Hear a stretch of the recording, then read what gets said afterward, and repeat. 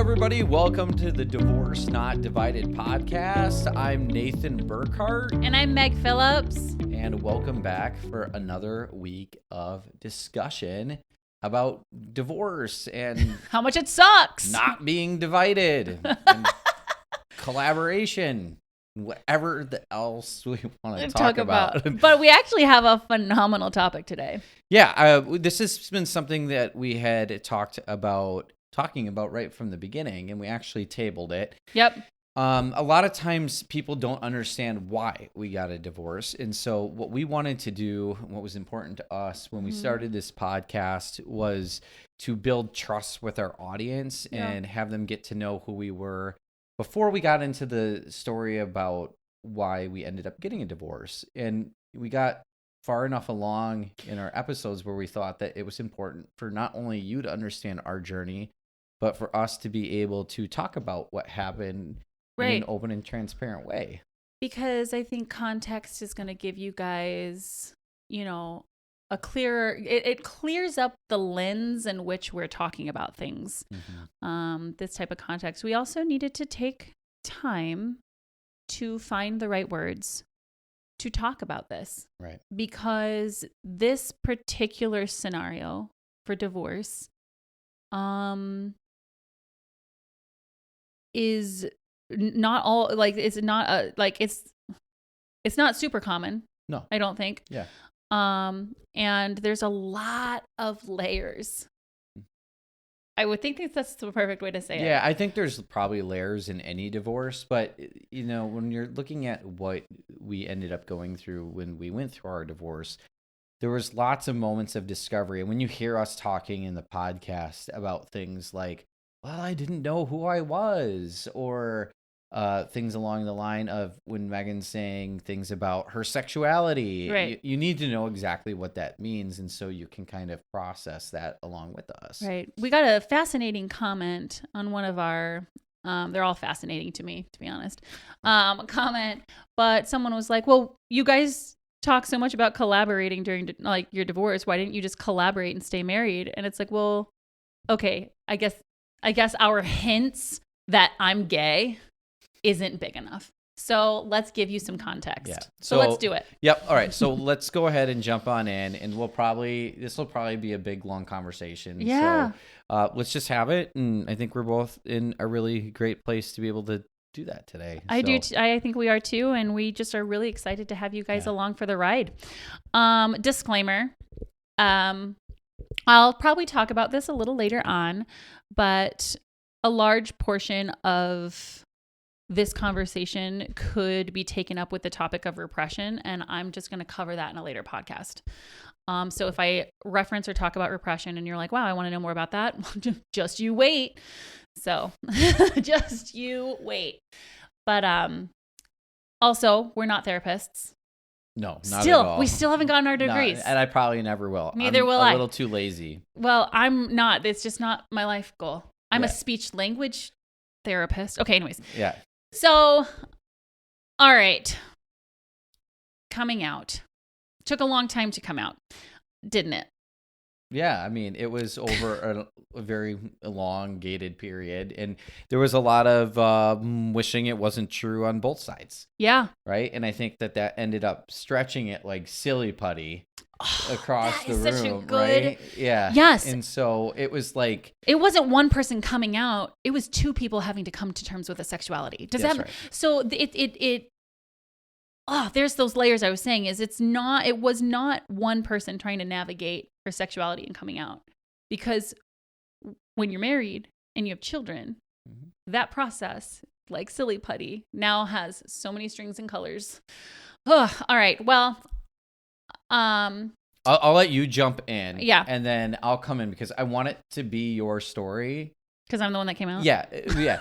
And I'll jump in and I'll talk about things that like I end up going through and stuff like that. But I do believe that it's important that people who do come out of the closet and are able to talk about their truth, that they have a way of doing that's on their own terms. And here's the thing, like any of our friends already know that Megan's gay. A lot of my family knows. Yeah. Everyone knows if you don't know, we're probably not as close as you probably think we are. And so we're going to be completely honest with you. That doesn't mean we can't be close and be friends, but the people that are in our inner circle already know this. And Yeah. so, and our kids already know this. I want to make sure you know too, that anything that we disclose today, Yes. we've already talked largely with our children about. So Right. this isn't something that they're going to go online and look on YouTube one day. Yes. 10 years from now And be shocked. and be shocked that this wasn't told to them. Right. So I'll let you go, and then I'll probably jump in and start talking a lot because that's what Nathan does. That's what Nathan does. Yeah. All right.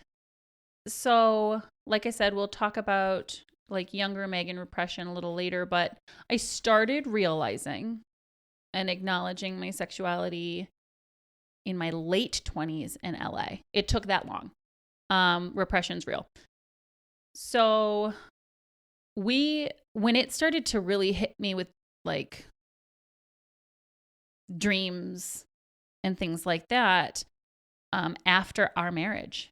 So after 2011, Mm-hmm. and I had started up I was starting up a school to become a speech language pathologist. And I started having like reoccurring dreams. And I was getting incredibly anxious by it. I don't think I talked to you about those dreams. Nope. No. I had finally got to a mental point. I don't think I talked to anyone. I was scared of the dreams, very scared of them. And I tried to rationalize them away. Like, okay, Nate, do you remember reading Cosmo growing up as a teenage girl? Oh, wait, no, you don't. Okay, so listeners, do you remember reading Cosmo? Yeah. They always had these weird scenarios, and like, there was this one that I remember reading when I was in high school, and it was like, did you have a sexy dream about your friend? It's because you're jealous of her. It's because you think she's pretty. It's because you want to be what she's like. So when I started having these dreams, I went back to my cosmopolitan knowledge. Pull out the vault. And was like, this is because I want to be more like this person.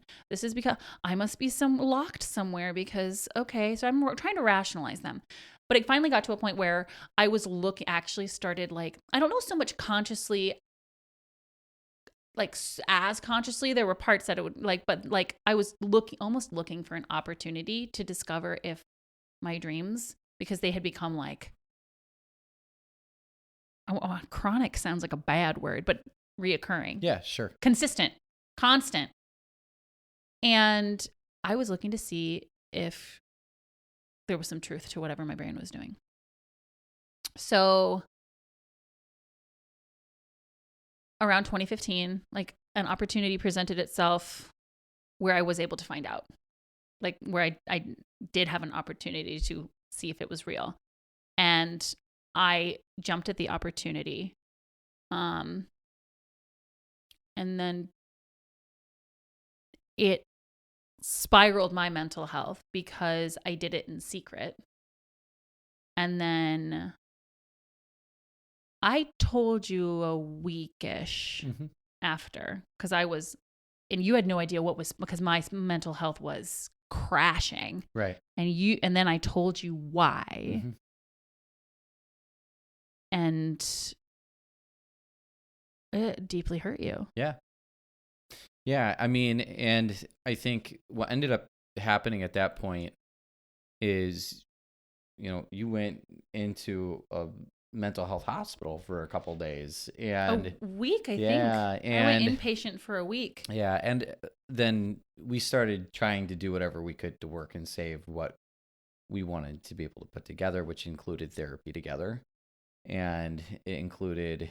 Well, I was tossed around that medical system. Right. And that was from 2000, like it was... Yeah, I was tossed around that system. Oof. So maybe it was 2013 is when so I said the wrong date. Yeah, but anyways, I mean, for years that you were talking with psychiatrists and psychologists and therapists and cocktails of medicine. And I think that there was one point I was with an old school psychiatrist, and like he loaded me up on like 4 to 5 different medications at the same time. I was on Effexor, Seroquel, Trazodone, Ativan, and something else. Like it was guys, I was a zombie. Yeah, and like if anyone knows the musical Next to Normal, you should look into that musical. It's a lot about mental health, and actually, that situation, with the exception of like losing a kid, that didn't happen. But maybe to say that me being gay, yeah, well, that's another issue. It's like playing around with somebody's mental chemicals and stuff like that. It can be tough, and it can be life-saving at the same time. Obviously, everybody's different, but like for us, it was so hard because I've experienced moments when you were a zombie and moments where you couldn't get out of bed, and then you would take medication that was intended to put you into a complete depressive state, and then they would treat the depression, and then you'd have side effects where you were losing your hearing. Mm-hmm. And there was just a lot there, right? And I know the conversation that we had, and I think a lot of this was because you didn't want to let me down, was if you were bisexual or gay. And I think that was... Yeah, so hold on just a second. Sure. Yeah. I don't want to jump you. No. So I was in the system. I was spiraling out of control because after I had that situation that hurt you and was messing with me, what had happened though was it had put in my head that yes, I'm at least bisexual. Mm-hmm. And I was spiraling because I kept thinking, what if I'm gay? What if I'm gay? What if I'm gay? And when I say like I have cyclical thinking, it is a real diagnosis. I have OCD as one of my diagnoses. And one of them is it's cyclical thinking. And it doesn't always manifest out to where I do something like wash my hands like a lot or something. If you know me, there are a few. But like the cyclical thinking was intense. And this cyclical thought was stuck. And I mean lodged in my brain for a while. Mm-hmm. And I was ill over it. And we were trying to almost medicate away cyclical thinking instead of just looking at the thought. Yeah.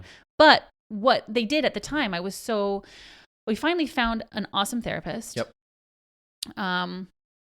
And then she was like, I want to get you with a different psychiatrist because I think you're over-medicated. Did get me with a different psychiatrist. They worked as a team and collaborated and talked. That could be a whole topic for anyone, is talking about how awesome it is when a psychiatrist and a psychologist talk to each other and are an actual team opposed to doing their own thing and hoping it works.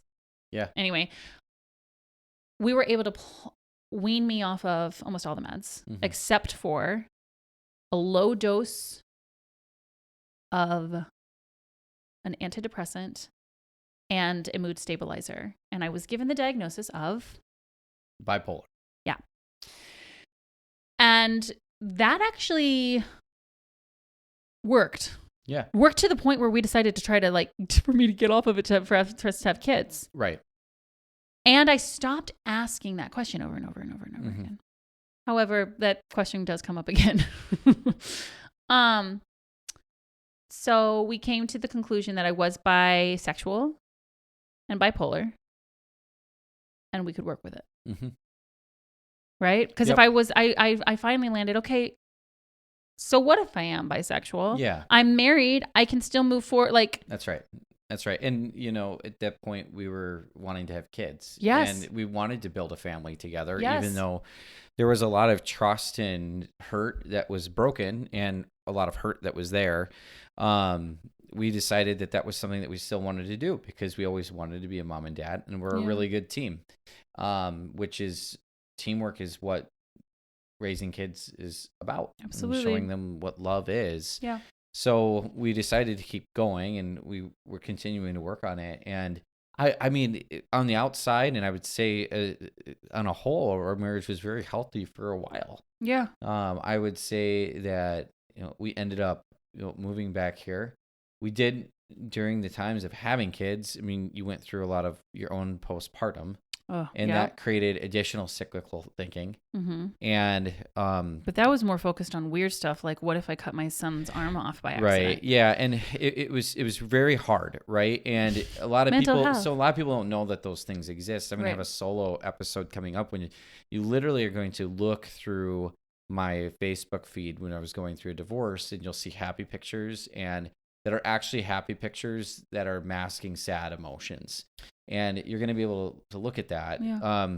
There's a lot of times where you see pictures of like our kids in fall, and actually, Meg was up in a hospital in a condom walk at the time. Mm-hmm. And for me, on my end, it became a very lonely place to live. Mm-hmm. It became a place of inconsistency and not knowing what's going to happen, which created a lot of anxious behaviors in my own Mm-hmm. self, and fear that I didn't know who I was married to on any given day.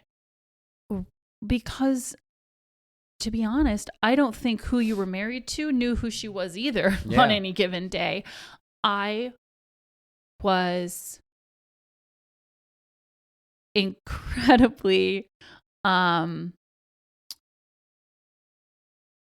scared of who I was, because still what's kept coming up, and I didn't tell you, was I kept having that sexuality question. Sure.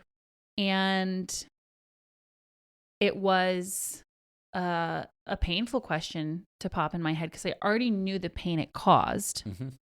for me initially having it, acting on it, then spiraling by it. And I'm like, can't do this again.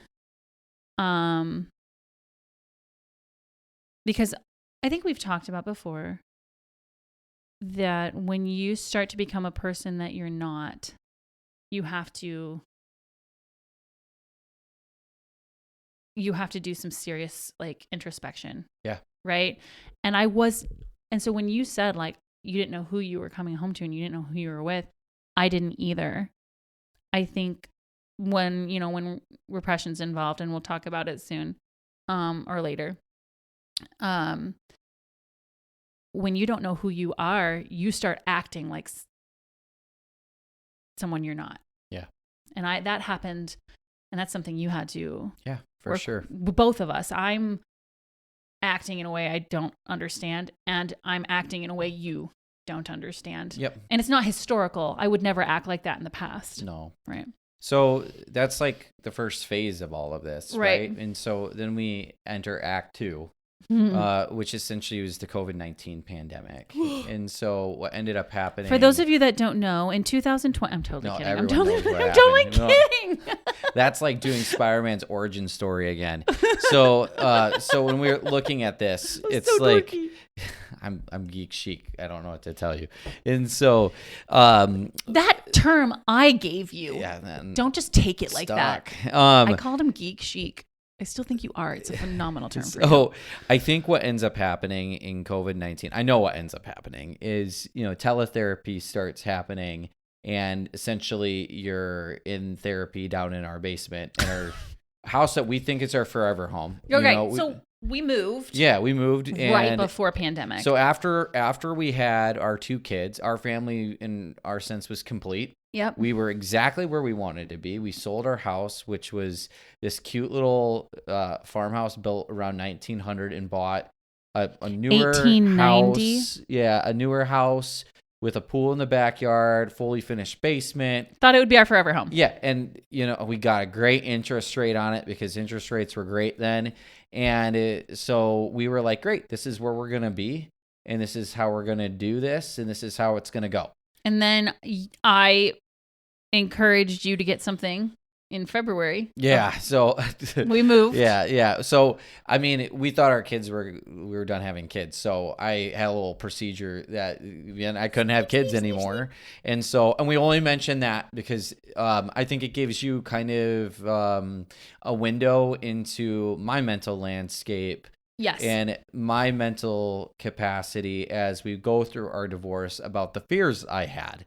About meeting other people that want to have kids one day, or maybe was like that the right move. So that happens around. I did that on Valentine's Day because I'm so romantic. He's the one who scheduled it, by the way. But anyway, so we get through that, and I still remember the day that you came up out of the basement, and that was February. COVID struck in March, and then in May. So I'm doing therapy from March, April, and May because I'm losing it in this pandemic.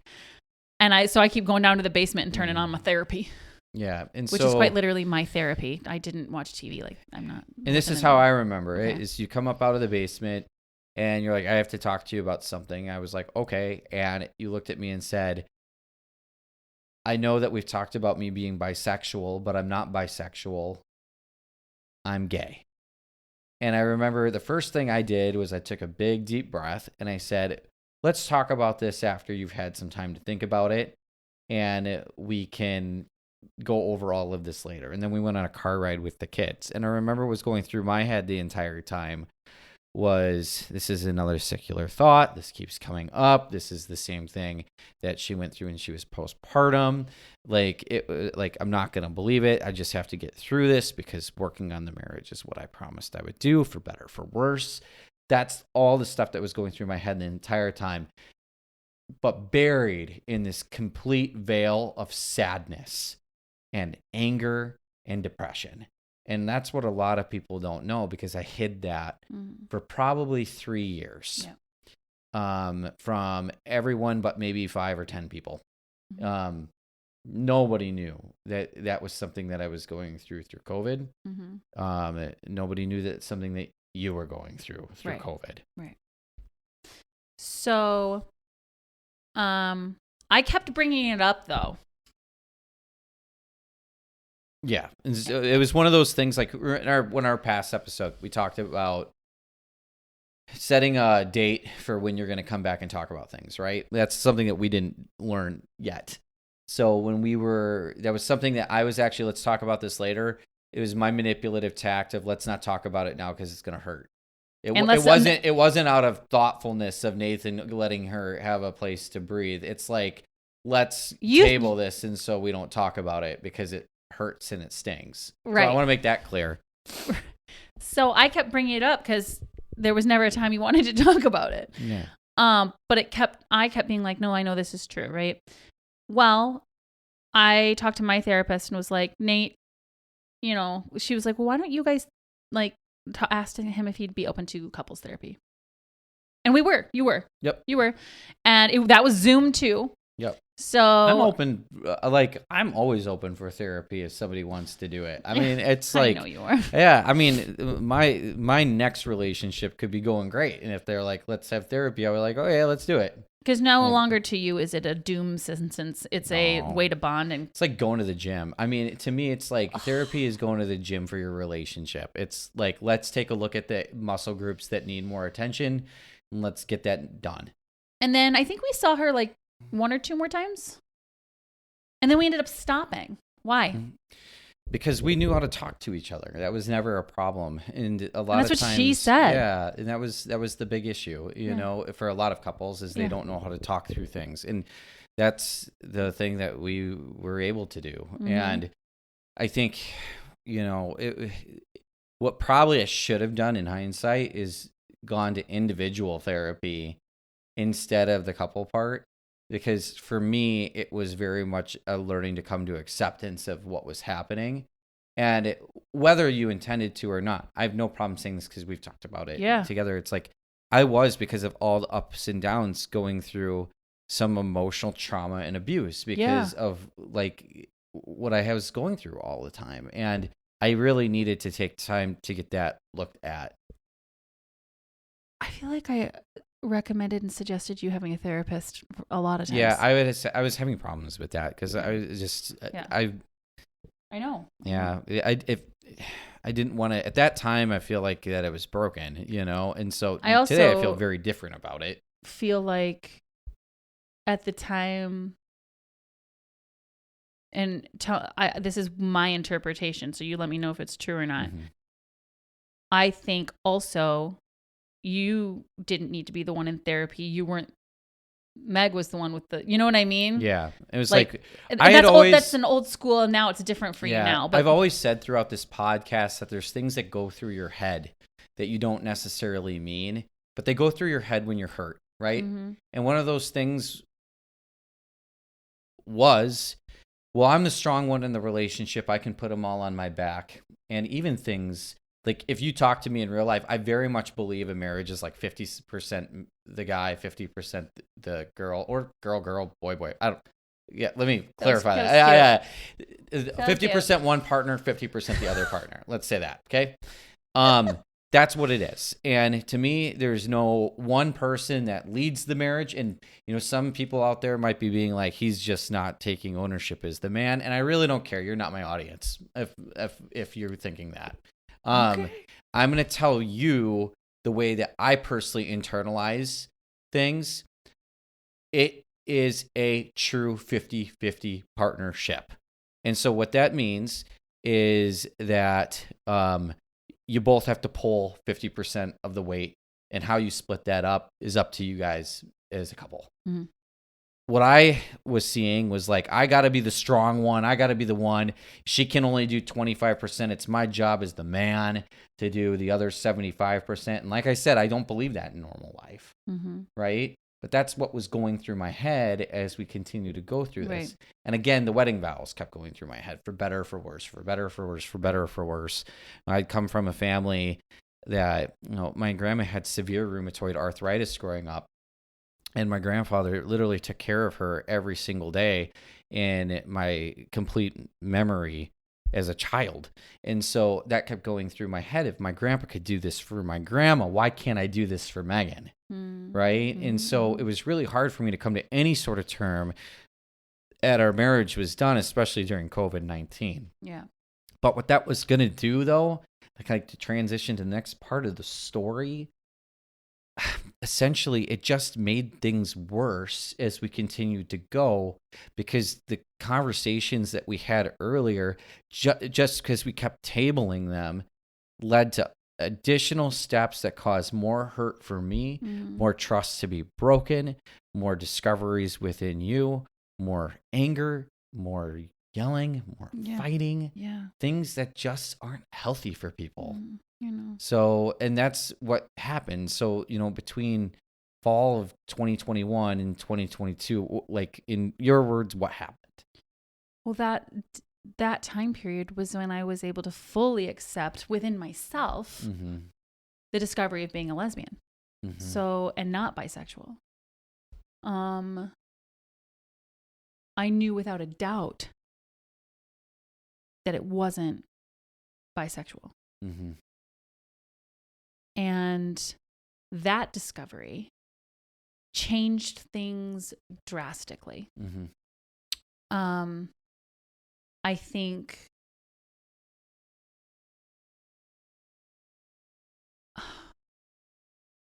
a friend told me at the time, because when I finally accepted that I was fully a lesbian, when I did that, I realized that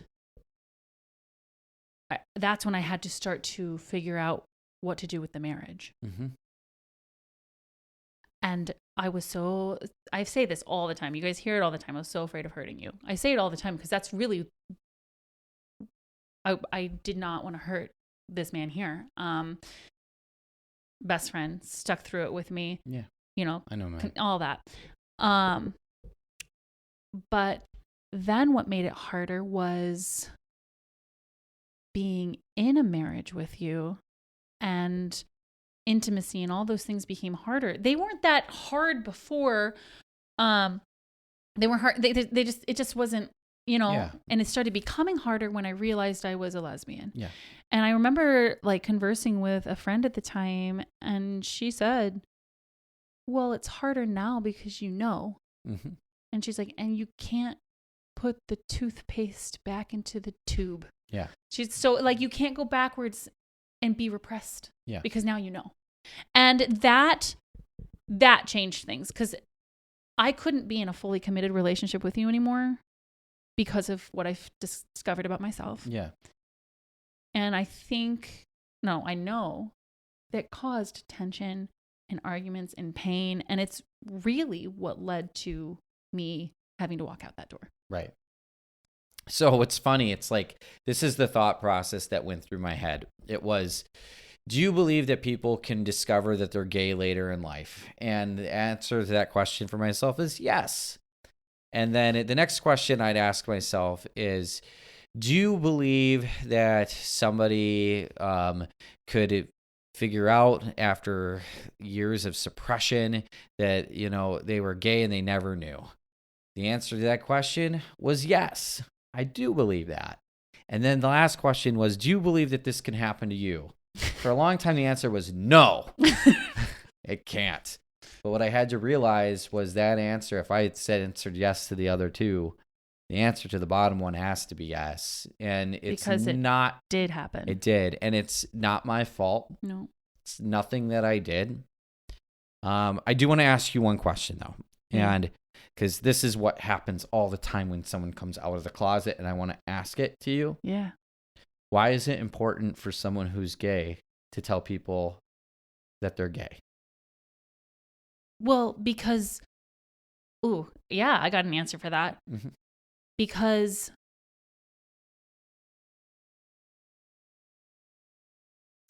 right now, like, it doesn't, like, I don't go around like with a sign that says I'm gay. Like, right.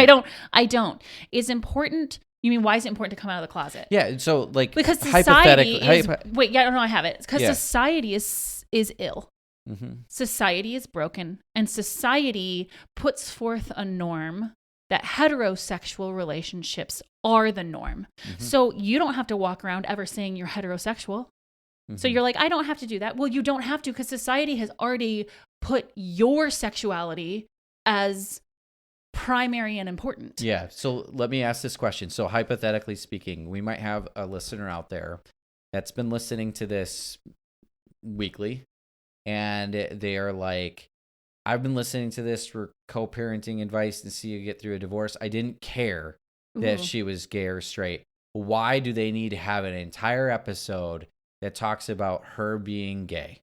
We might have that. So I'm that listener. I just asked that question. How do you respond to me? My response to you is, you deserve context for the lens in which we talk about our divorce, which is what this podcast is. Right.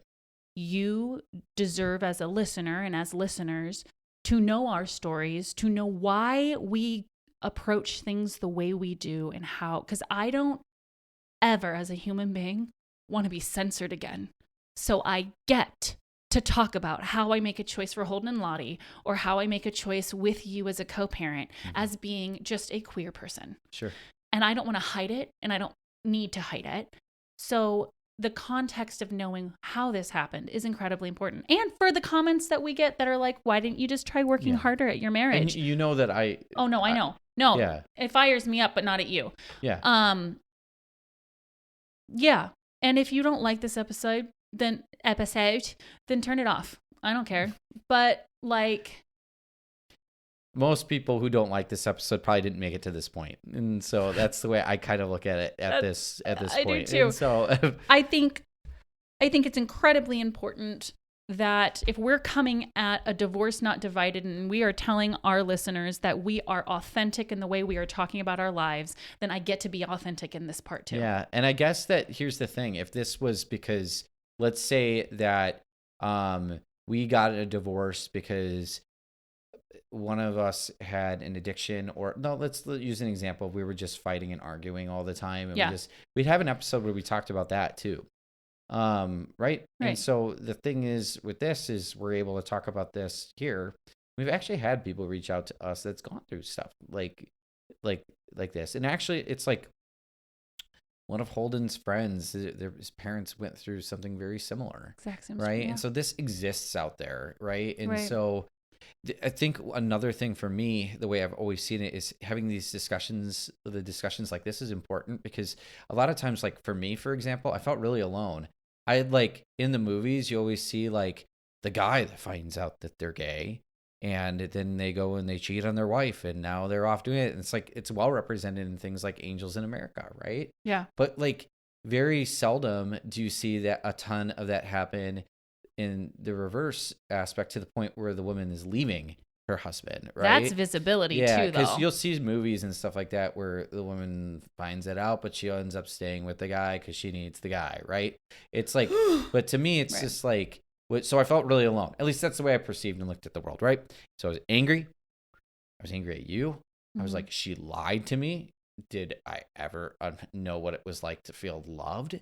Mhm. Do I even know what real intimacy is? Mhm. Valid questions to ask yourself too. Yeah. And so it's like, if you would have seen me around our divorce and how I was treating our kids, you're going through a lens of somebody who's essentially having a midlife crisis when they were 35 years old, because Yeah.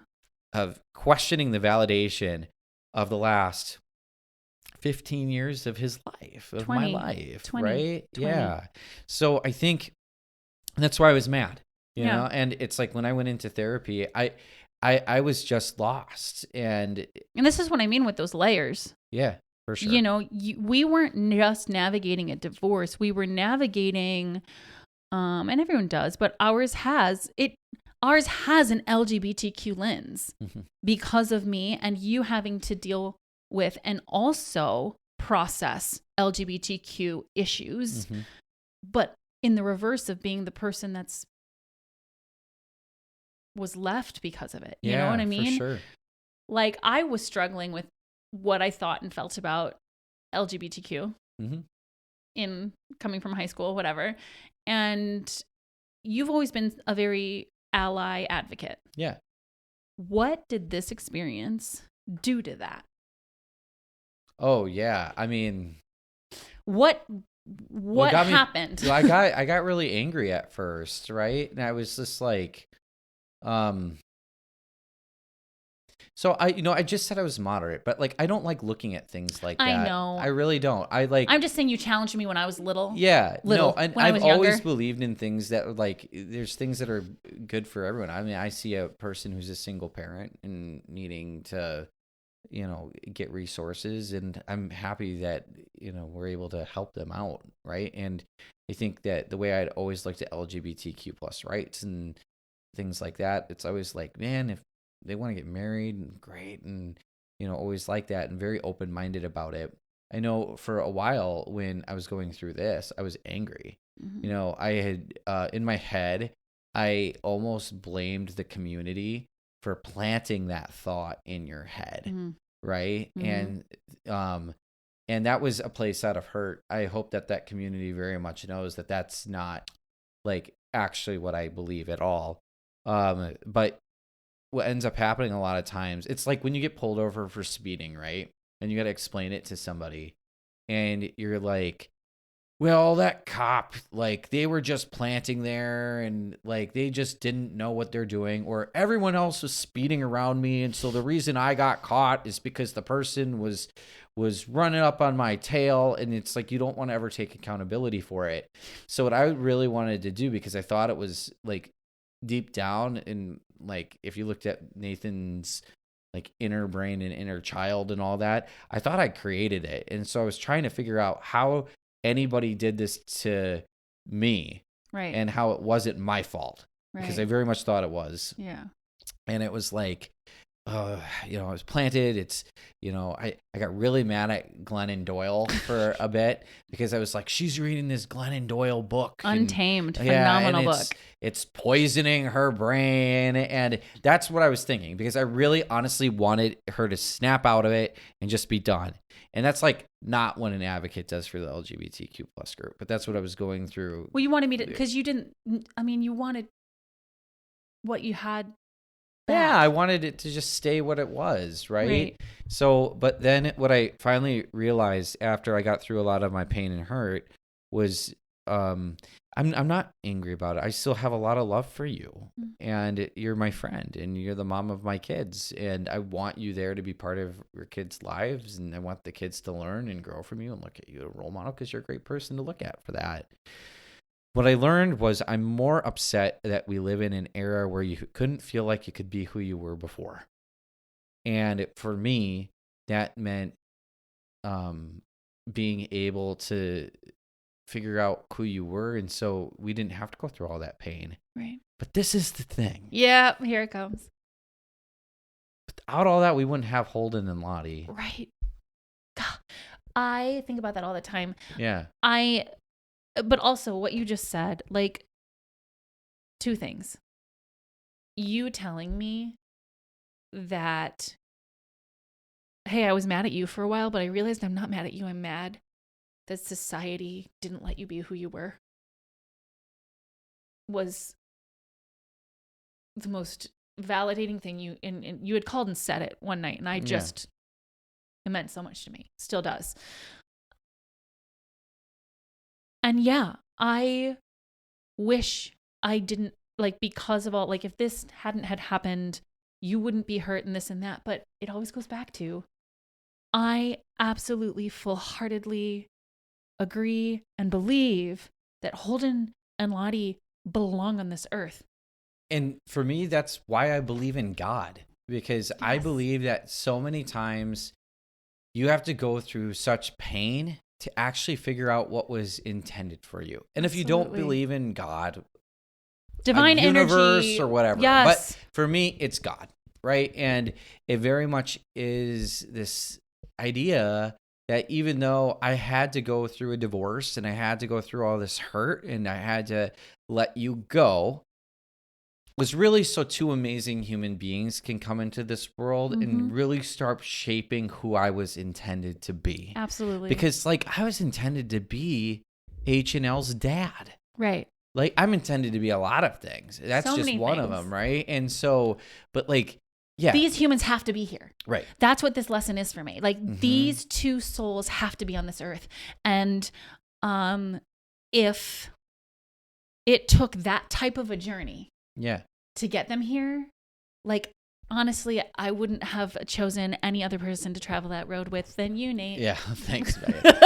It's just like, there's this really cool meme that's out there that's like, it shows this like uphill thing that's just like not hard at all, and that's not life. So anyone that just thinks, well, we're just doing it and all's well, again, they're lying to you. Life is a bunch of falling down and getting up and going through ups and downs and it getting is a to roller the bottom coaster and going back up just to figure out you got to go through more of it. And it, like, all of that is intended to teach you things along the way. Falling in love is one of my favorite things, because the things that I fall in love with people are the things that make me curious about them. And the things I'm most curious about are the people who are most different than me. If you aren't able to tell your story in real life like you are today, nobody can actually fall in love or know who you are. Yeah. And then that is an extension. You will not know the worldview that our kids come from, because you might be making fun of people for their mom being gay or their dad being gay or what race they are or whatnot.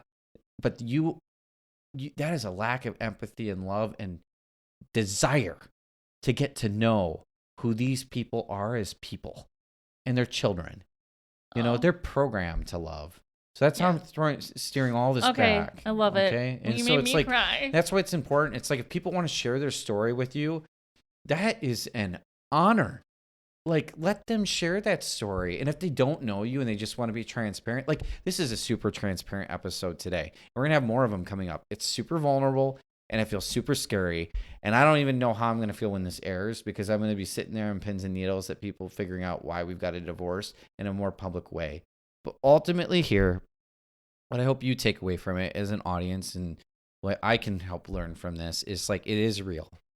And it is something that we've all gone through, and I hope that you get to know us a little bit better today by seeing what we've gone through. Right. So it wasn't just a day we found out, we woke up and we're like, we're not in love anymore. That's not why we got a divorce. It was much more layered, much more complicated. Yeah. We are sorry, I am emotional. Let me Yeah. he threw me It's for a okay. loop-de-loop. Sorry. No, you don't have to be sorry. That Yeah. was beautiful. I say sorry a lot. I'm working on that. We invite you to check out our socials. Yep. For sure. Divorced Not Divided podcast on Instagram, Divorced Not Divided on Facebook. We also have a website, divorcednotdivided.life. We are going to be coming at you with 2 episodes following this one, and it's going to deviate from the typical path of us talking together. So we hope that you have at least held space for this. If you have questions, we love them. We want them. If you have comments, even challenges, like I said, they help us grow too. Please send them to us. Put it on any platform. It'll get to us. And please share and like. Yeah. We noticed the biggest uptick in our numbers when people share. That is the number one way. Yep. That's like when we go from 150 to 500 or more is when people start sharing and liking and commenting. So we really invite you to do that. That's important to us because we do want people to listen. We wouldn't be just talking to the ether for Right. Meg and myself to listen to it. Right. We think these stories are important. We think this journey is important. But yeah, look forward to the following episodes. I think Nate first and then me. So yeah, I get to talk for 4 or 5 minutes straight. It'll be great. it will be so great. Thanks, y'all. We love you.